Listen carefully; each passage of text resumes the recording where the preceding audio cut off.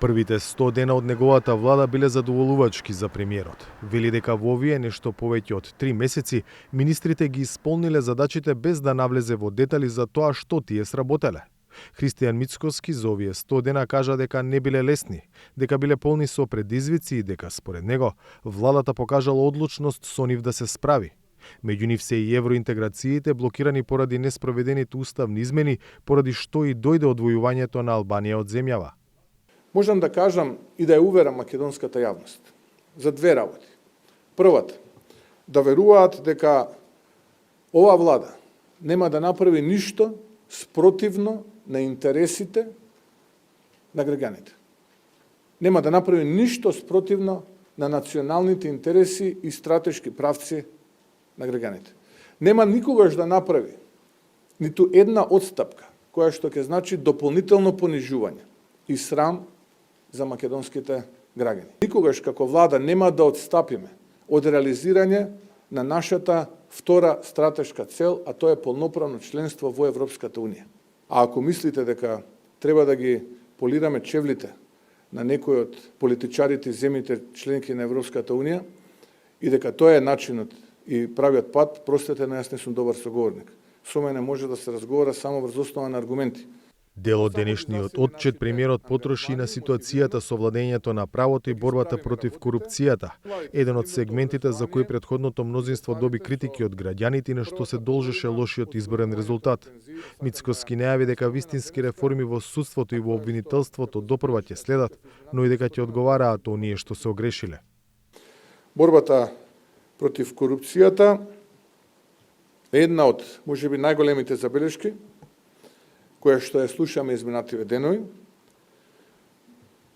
односно критиката се однесува зошто се уште не започнала одлучна борба против корупцијата. Односно накусо зошто не апсиме. Нити како човек, нити како универзитетски професор, ниту како политичар нема да дозволам од тоа да праваме страда. Ниту имам намера како човек преку својата позиција и злоупотребите на институциите кои што се дел од македонската влада, да манифестирам сила, моќ и реваншизам. Но исто така, потребно е криминалот и корупцијата да бидат казнети. Но има институции каде што се водат тие процеси, има закон, има устав пред кој тие кои што сториле криминал треба да одговарат. Без разлика дали се тоа политички криминалци, бизнис криминалци или некој друг вид на криминалци кои што можеме да ги сретнеме се уште на улиците низ државата. Затоа, ве молам да бидете трпеливи. Процесот е тежок, затоа што имаме партиски, октрирано и заробено обвинителство и судство.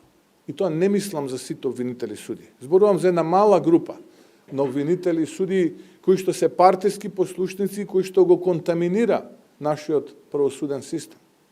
100 дена влада, 100 дена изговори реагира од СДСМ. Социјалдемократите излегоа со остри критики за потезите на владата на Мицкоски токму за начинот на кој планираше да го реформира правосудството и за чекорите кои ги повлече во делот на дипломатијата. Ветуваа распуштање на советите на обвинители и суди, иако добро знаеа дека тоа не можат, но и не смеат да го направат. ВМРО-ДПМН нема понудено реална идеја и концепт како планира да ги подобри состојбите во судството, иако ветуваше многу. Нема ни трага од мудрата дипломатија, која требаше да не направи повторно Горди. ВМРО-ДПМН ги разочара сите по ова прашање.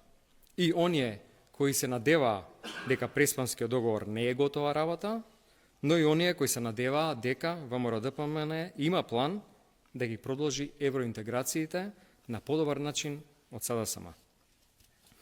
ВМРО-ДПМН за 100 дена ја закопа европската иднина на државата и не остави на дното на Балканот. Првите 100 дена кои се сметаат за своевиден меден месец на секоја нова влада завршија. Сега оваа коалиција, која има речиси двотретинско мнозинство во парламентот, е исправена пред сериозни предизвици со кои се соочува земјата, како економијата, растечките цени на производите, враќање на довербата на граѓаните во институциите, градење независен судски и обвинителски систем, запирање на масовното иселување, вистинско справување со корупцијата и неказнивоста и изнаоѓање реален начин за продолжување на пристапните преговори со Европската унија. За Гласот на Америка, од Скопје, Владимир Мирчевски.